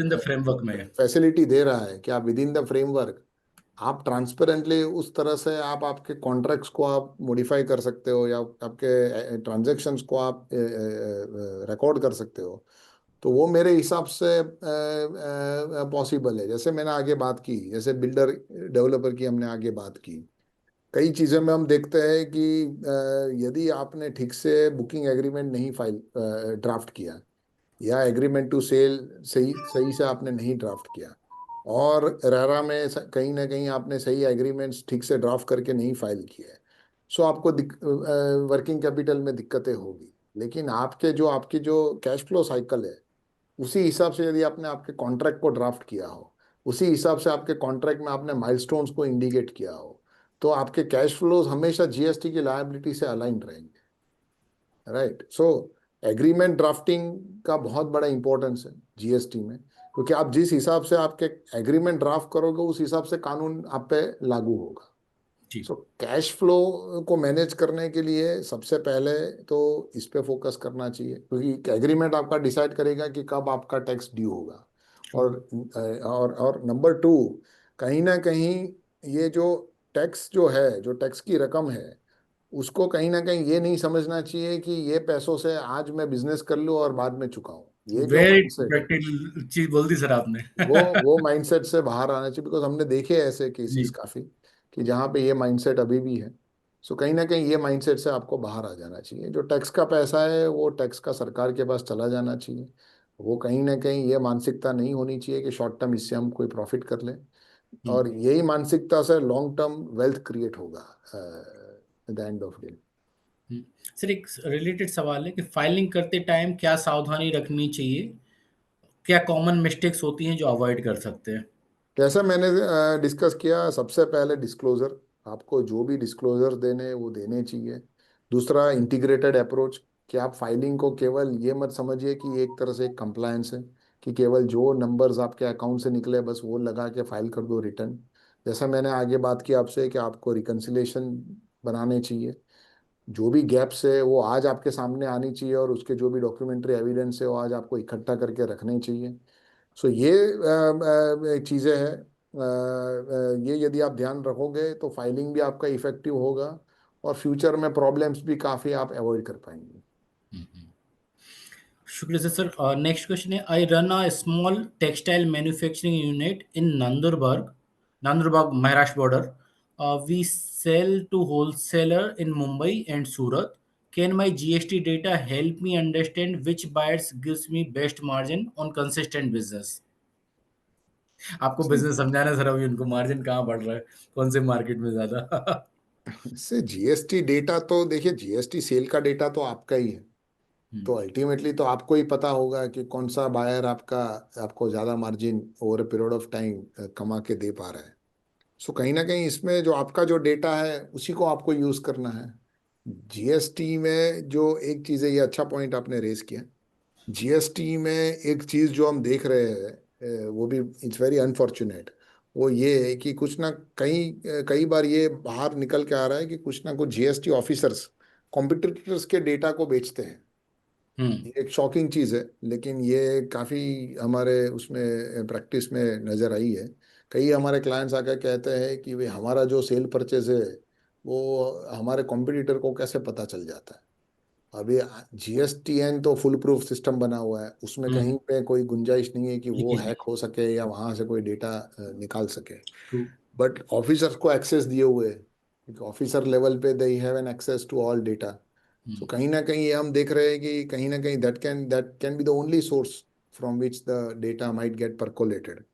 सो ये चीज़ें हैं। लेकिन आपका पर्टिकुलर ये जो क्वेश्चन है उसका आंसर तो सिंपल है, आपको आपका ही डेटा एनालाइज करना है और उसी बेस पे आपको समझना है कि कौन सा बायर आपके लिए फायदा कारक है। उसमें जीएसटी का डेटाबेस का कोई उसमें एडिशनल कोई रोल नहीं है। ये आपकी बुक्स अकाउंट से सिंपली मिल जाता है, आप एक्सट्रैक्ट एब्सोल्युटली करके टैली में भी निकाल सकते हैं, सिंपली एनालाइज कर सकते हैं, मिल जाएगा। या किसी भी टैली एक्सपर्ट या एक्सेल एक्सपर्ट या किसी भी अकाउंटेंट की हेल्प लेके भी मिल जाएगा। Right. Sir next sub question है, hello Ankush sir and Abhay sir, if I am doing a mix supply but the tax rate which I implicated on product mistakenly, अच्छा products mistakenly was the same as we do in composite supply, what will be the consequence and penalty on the same? थोड़ा technical है sir, मेरी समझ के right बाहर है। Right right सी इसमें basically जो क्वेरी है वो ये है, जीएसटी में दो कंसेप्ट है, एक है कंपोजिट सप्लाई और एक है मिक्स सप्लाई। कंपोजिट सप्लाई जो कानून कहता है कि जो जो मल्टीपल सप्लाईज है, इसमें एक आपका मेजर सप्लाई है और बाकी आपके एंसिलरी सप्लाईज है। जैसे आप मोबाइल लेने गए और मोबाइल के साथ चार्जर आया और आपने 50,000 रुपये दिए मोबाइल लेने के। अभी मोबाइल पे मान लीजिए रेट 18 है और चार्जर पे मान लीजिए फॉर एग्जांपल, अभी तो दोनों पे 18 है, लेकिन मान लीजिए चार्जर पे यदि 5 होता, तो ये सिनारियो में कानून कहता है कि क्योंकि ये कंपोजिट सप्लाई है और प्रिंसिपल सप्लाई आपका मोबाइल है, सो पूरे रेट पे आपका मोबाइल का जो जीएसटी रेट है वो अप्लाई होगा। मिक्स्ड सप्लाई है कि जैसे मान लीजिए ये दिवाली थी तो काफ़ी गिफ्ट हैम्पर्स लोगों ने बनवाए, जो गिफ्ट हैम्पर्स में चॉकलेट्स भी रखी, कुछ सॉफ्ट ड्रिंक्स भी रखे, ड्राई फ्रूट्स भी रखे। अब 500 रुपये का गिफ्ट हैम्पर बनाया, अब 500 रुपये पे कौन सा जीएसटी लगना चाहिए, बिकॉज आपने 500 रुपये का कोई बाइफरकेशन ब्रेकअप दिया नहीं कि इसमें से जो 10 आइटम आपने हैम्पर में रखी है वो राइट। आइटम वाइज क्या रेट है। तो ये एक मिक्स सप्लाई है, बिकॉज आपका चॉकलेट, आपका ड्राई फ्रूट्स, आपका जो जो कोल्ड ड्रिंक है, उसका कोई कोरिलेशन नहीं है कि उसमें से कुछ प्रिंसिपल है या कुछ एंसिलरी है, जैसे मोबाइल और चार्जर की मैंने बात की वैसे। तो ये एक मिक्स सप्लाई है, इसमें कानून कहता है कि हाईएस्ट रेट लगेगा। जैसे कोल्ड ड्रिंक पे 40% का जीएसटी है आज के डेट, सो पूरे 500 रुपये पे फिर 40% जीएसटी लगेगा। So भले it's better to उसमें bifurcate to the extent possible. यदि आपने सेपरेट बेचा हो तो सेपरेट रेट लगेगा, लेकिन आपने एट अ सिंगल प्राइस पूरा हैम्पर यदि बेचा होगा तो पूरे हैम्पर पे एक रेट ही लगेगा। सो जो क्वेरी है वो ये है कि जो वाकई में था मिक्स सप्लाई, मतलब लगना चाहिए था 40% फॉर एग्जाम्पल, लेकिन कंपोजिट सप्लाई डिक्लेयर किया हुआ है और उसके बेसिस पे मान लीजिए 18% ही जमा हुआ है, तो बैलेंस जो शॉर्टफॉल है उस पे क्वेरी है कि उस पे क्या पेनल्टी आएगी। अब पेनल्टी लॉ में तभी आएगी जब ये शॉर्टफॉल डिपार्टमेंट खोजेगा और ये केस बनाएगा कि आपने इवेजन के इंटेंशन से ये 12% नहीं पे Okay. किया था। सो मेरे हिसाब से यदि आप अभी आज जाग गए हैं और यदि वाकई में यदि डिफरेंस है जीएसटी का, सो आप वॉलेंटरीली भी आज जमा कर सकते हैं डिफरेंशियल टैक्स। यदि आपने वॉलंटरली जमा किया तो वो सिनारियो में कभी भी पेनल्टी डिपार्टमेंट आप पे नहीं इम्पोज कर पाएगी। अच्छा, 3CB में डिक्लेयर करना इसमें करना चाहिए, हाँ, मतलब सेल्फ जीएसटी रिटर्न में जो 3B रिटर्न है 3B उसके रिटर्न। माध्यम से डेबिट नोट बनानी पड़ेगी, बिकॉज ओरिजिनल इनवॉइस तो आप बना चुके होंगे। जी जी। सो अभी जो डिफरेंशियल जीएसटी है उसको जमा करने के लिए आपको एक डेबिट नोट इश्यू करनी पड़ेगी और उस माध्यम से वो पेमेंट जीएसटी का होगा।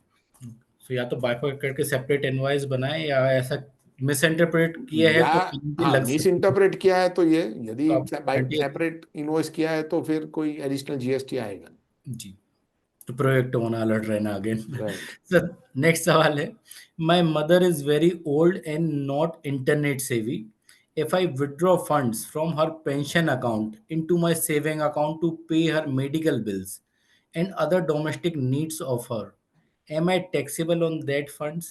If नहीं yes, नहीं, what is the it's best? No. Personal personal withdrawal, इसमें कोई टैक्स लायबिलिटी नहीं। कोई नहीं, आज जिनने भी सवाल पूछा है निश्चिंत रहे, ये आपका पैसा है, आप पर्सनली वैसे विड्रॉ करके जो भी यूज करें, उसमें कोई जीएसटी का कोई लेना देना कोई नहीं है कोई इसमें। लेना देना। Next question. As a practicing chartered accountant, how can I use GST filing data to give more than compliance, like right, real business advisory to MSME client? ये बहुत अच्छा क्वेश्चन है और हर प्रोफेशनल्स के लिए इम्पोर्टेंट है, जी। बिकॉज जैसे आगे मैंने बताया वैसे जो प्रोफेशनल्स है वो इसमें बहुत बड़ा रोल प्ले करेंगे एमएसएमई को सही गाइडेंस देने में।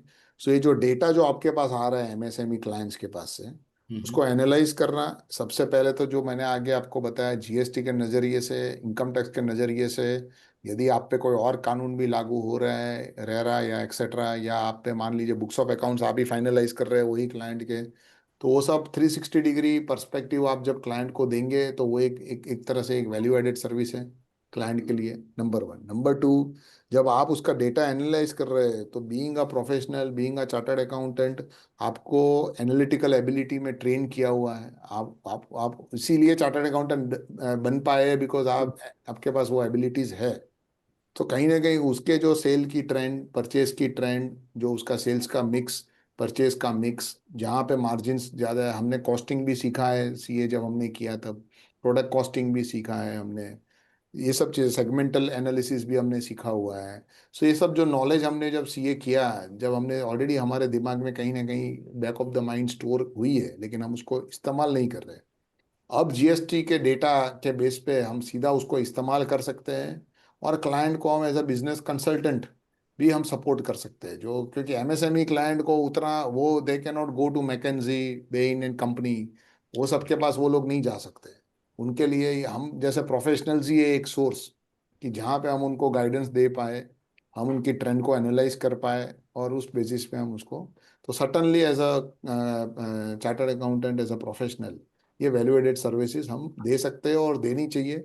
उसमें कुछ नया रॉकेट साइंस भी नहीं करना, जो हम ऑलरेडी जब सीए किया, जो हम ऑलरेडी पढ़ चुके हैं, चाहे कॉस्टिंग हो, फाइनेंशियल मैनेजमेंट का सब्जेक्ट हो, आप चाहे तो वापस 2 दिन लेके उसको रिवाइज करें, वो जो भी कंसेप्ट आप पढ़ चुके हैं उसी कंसेप्ट को आप यही डेटा पे अप्लाई करेंगे, इमेंस वैल्यू क्रिएट होगी आपके क्लाइंट्स के लिए। तो that certainly you should look forward. अब है सर, क्वेश्चंस तो और भी काफी सारे आ रहे हैं, but due to limited time, because I have few more important question which I wanted to ask because of my curiosity. You're right, also part of the indirect tax committee of ICI, और ICI में आपने काफी significant contribution दिया है right, आपकी।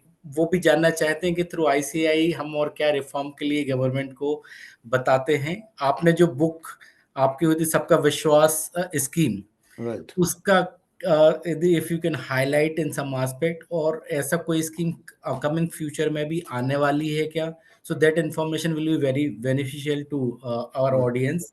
और इसके बाद सर एक दो और सवाल है with regards to your credentials, तो if you can answer right. This. जो सबका विश्वास स्कीम जो आई थी 2019 में, वो इसीलिए आई थी बिकॉज जब हमने जीएसटी में ट्रांजिशन किया, तब जो लेगेसी के जो कानून थे, सर्विस टैक्स, एक्साइज, उसके इतने डिस्प्यूट्स पेंडिंग थे ट्राइब्यूनल्स में, अपीलेट लेवल पे एक्सेट्रा, कि कहीं ना कहीं गवर्नमेंट को लगा कि उसको अभी रिजॉल्व करना ज़रूरी है। और ये यदि एग्जिस्टिंग सिस्टम से रिजॉल्व करने जाएंगे तो और 20 साल 25 साल लगेंगे, considering the kind of pendency which was there. उसमें गवर्नमेंट को भी नुकसान जा रहा था, बिकॉज जो जो आज मिलना चाहिए टैक्स, वो आज 25 साल बाद उनको मिलेगा, और उसमें वो स्टेज पे कितना रिकवर भी कर पाएंगे वो भी एक बहुत बड़ा क्वेश्चन मार्क है। सो ये सब देखते हुए वो स्कीम लेके आए थे, बहुत बढ़िया स्कीम थी, जहाँ पे उन्होंने नॉट ओनली टैक्स और पेनल्टी को वेव किया, इंटरेस्ट और पेनल्टी को वेव किया, लेकिन टैक्स में जो अनप्रेसिडेंटेड है, इनडायरेक्ट टैक्स में इससे पहले ऐसी कोई स्कीम नहीं आई थी जहाँ पे आपको टैक्स में भी वेवर मिला हो।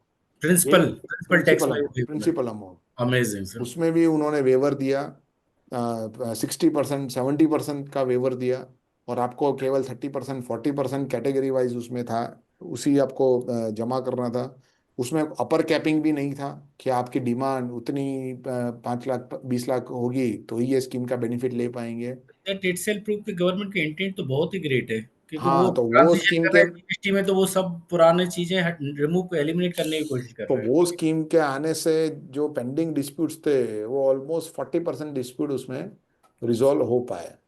सो अब जीएसटी में it is too early days to say कि जीएसटी में कैसे पैन आउट होगा, लेकिन जिस हिसाब से जो लिटिगेशन अभी डेवलप हुआ है, और जिस हिसाब से जो मैंने आगे बात की, 8 साल हो गए फिर भी अभी ट्राइब्यूनल ऑपरेशनलाइज नहीं कर पाई, और अब हम्म, जब होगी तभी भी न्यूज़पेपर में ये पढ़ने को मिल रहा है कि 12 साल लगेंगे जो एग्जिस्टिंग जो जो डिस्प्यूट्स है उसको रिजॉल्व करने में। सो कहीं ना कहीं आगे चल के जीएसटी काउंसिल ये चीज़ों को भी देखेगी।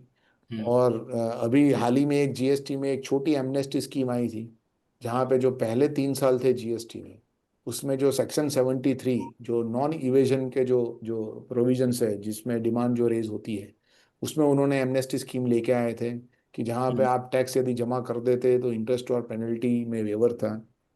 लिमिटेड बेनिफिट उठा पाए बिकॉज ज़्यादातर डिमांड्स 74 जो इवेजन के जो प्रोविजंस है उसके तहत ही डिपार्टमेंट इन्वोक करते हैं।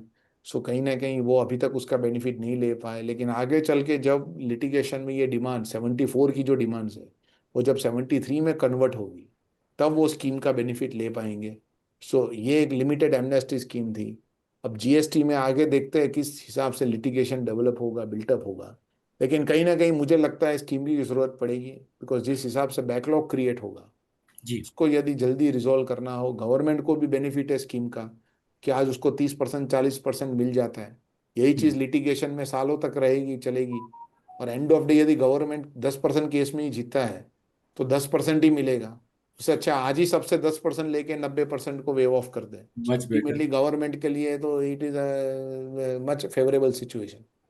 सो ये सब फैक्टर्स है, लेकिन आएगी जीएसटी में वो तो आज कोई बता नहीं पाएगा उस तरह की scheme. So time will only tell. Sir आपकी नई बुक के बारे में प्लीज बताइए। सो नई बुक अभी जो मैंने लिखी हुई है, जो अभी ये वीक में रिलीज होगी, टैक्समैन और एआईएफटीपी जो एक प्रोफेशनल ऑर्गेनाइजेशन है, उन्होंने पब्लिश की हुई है। सो वो बेसिकली जीएसटी ट्राइब्यूनल पे है, क्योंकि अभी आएगी जब जीएसटी ट्राइब्यूनल तो लोगों को जो प्रैक्टिशनर्स है स्पेशली उनको हम्म, काफ़ी डाउट्स होंगे कि किस तरह से ट्राइब्यूनल वर्क करेगी, उसमें जो इश्यूज रेज होंगे उसको किस तरह से हम रिजॉल्व कर सकते हैं। तो उसी सब्जेक्ट पे आज मार्केट में कोई अवेलेबल नहीं थी किताब on the hmm, GST tribunal. So मैंने एक प्रयास किया कि ये सब्जेक्ट पे क्वालिटी पब्लिकेशन कुछ रिलीज कर पाए, so which can ultimately it's a non professional commitment from my side, because मैंने एआईएफटीपी के लिए लिखी हुई है। So hmm, it is completely without any monetary aspect, एक तरह से कंट्रीब्यूशन ही है, बिकॉज आई फेल्ट कि कई हमारे जो प्रोफेशनल ब्रदर सिस्टर्स हैं उनको यदि कोई अच्छा रिसोर्स मिल पाए जिससे आने वाले समय में, कि जितने प्रोफेशनल्स भी इक्विप्ड होंगे उतना अल्टीमेटली इकोनॉमी को, अपने देश को फायदा है, बिकॉज कहीं ना कहीं जीएसटी डिस्प्यूट को रिजॉल्व करने के लिए जजिस को, मेंबर्स को जो आएंगे ट्राइब्यूनल में उनको भी नॉलेज, उनके पास भी नॉलेज होना ज़रूरी है, और साथ में प्रोफेशनल्स जो वहाँ अपीयर होंगे जो केस को रिप्रेजेंट करेंगे उनको भी वो नॉलेज की ज़रूरत है। तो वही ऑब्जेक्टिव से लिखी हुई है। ये फ्राइडे को वो रिलीज होगी और होपफुली नेक्स्ट वीक अवेलेबल हो जाएगी बुक स्टोर्स में। Sir in advance many and heartly congratulation to you. और सर आप वैसे भी सीए फ्रेटर्निटी ब्रदरहुड को काफ़ी कंट्रीब्यूट कर रहे हैं through that indirect tax committee, through this webinar, through already 500 plus webinar seminar workshop conducted by you. Sir ये संग्रह कहाँ मिलेगा, क्योंकि मुझे तो यकीन है कि आज का वेबिनार देखेंगे जब लोग यूट्यूब पे आपके काफ़ी सारे पुराने सारे वेबिनार वो देखना चाहेंगे और आपको रिसर्च मोड में डाल के रखेंगे फेवरेट में। तो वो संग्रह राइट। कहाँ मिल सकता है और कोई वैसे स्पेसिफिक संग्रह तो नहीं है, लेकिन काफी सारे एसोसिएशंस ने ये जो वेबिनार्स मेरे हुए वो रिकॉर्ड किए हुए हैं, और उनके इंडिपेंडेंट जो यूट्यूब चैनल्स है उस पे उन्होंने उसको रिकॉर्डिंग्स को अपलोड किए हुए हैं। सो मेरे हिसाब से, और ये लॉ इवॉल्व होता जा रहा है, जी सो कहीं ना कहीं हम भी सीख रहे हैं। सो जो भी जो आगे इसमें जीएसटी में इन डेप्थ जाना चाहते हैं वो मेरे साथ कनेक्ट हो सकते हैं। लिंक्डइन पे भी मैं अवेलेबल हूँ, और वहाँ पे भी जो जितने रिकॉर्डिंग्स मेरे पास अवेलेबल होते हैं वो मैं वहाँ शेयर करता हूँ, तो उस बेसिस पे पीपल कैन कनेक्ट। तो आप ऐसे समय की सीमा को ध्यान में रखते, क्योंकि क्वेश्चन अभी भी काफ़ी सारे हैं, अब समय की सीमा को ध्यान रखते हुए हम आपसे आवेदन करेंगे कि हमारे एमएसएमई के और क्वेश्चंस होंगे तो we will send you digitally, और यदि उनका आग्रह होगा तो हम फिर से आपको आमंत्रित करना चाहेंगे फॉर सर्टनली। वेबिनार, क्योंकि आपने जिस प्रैक्टिकलिटी से इतनी सारी केस स्टडीज कवर करते हुए उनको आंसर दिए हैं कि मेरे जो क्वेश्चन अलग से पूछने तो वो तो रह ही गए, उसके लिए तो एक दो वेबिनार और रहेंगे, क्वेश्चन आंसर ही ज्यादा हुए हैं और बहुत डिटेल में वेरी गुड इंटरप्रिटेशन के साथ हुए हैं। तो not only entrepreneur but all our professional brother and sister will also capitalise on this information provided by you.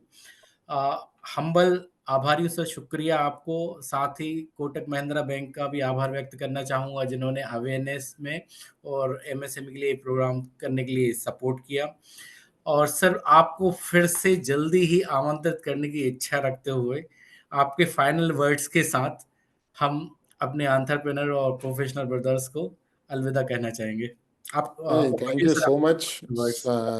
Again मैं तो कहूँगा कि जो आपका ये जो प्लेटफॉर्म है, और सही में हम तो हमारे इनसे जो भी एक छोटा प्रयास है नॉलेज को डिसेमिनेट करने का वो कर रहे हैं, लेकिन बिना आपके प्लेटफॉर्म के ये पॉसिबल नहीं है, जहाँ पे आप इतने सारे एमएसएमईज को, इतने सारे एंटरप्रेन्योर्स को, प्रोफेशनल्स को आप कनेक्ट कर पा रहे हैं, और ये आप नॉलेज शेयरिंग सेशंस को आप ऑर्गेनाइज कर रहे हैं। It is certainly commendable. बहुत कम मेरे हिसाब से ऐसे इंस्टीट्यूशंस है जो इस तरह का इनिशिएटिव लेते, इस तरह के पेन्स लेते। बिकॉज मैं समझता हूँ मेरे लिए तो ये 1-1.5 घंटे का था, लेकिन आपके और आपकी टीम के लिए ये ऑर्गेनाइज करना, मैनेज करना, ये it's a task by itself. So thank you, and thank you for all the participants कि जो 1.5 घंटे तक जुड़े रहे और शांति से हमें सुना। Thank you so much. Thank you so much everyone, thank you so much. Virag भाई से और आईसीआई से प्रेरणा मिली हुई है हमें कि ज्ञान दान करते रहना चाहिए, यही सर्विस है, service back towards professional. Absolutely. Thank you once again, see Abhay Desai ji, see you thank you. Soon.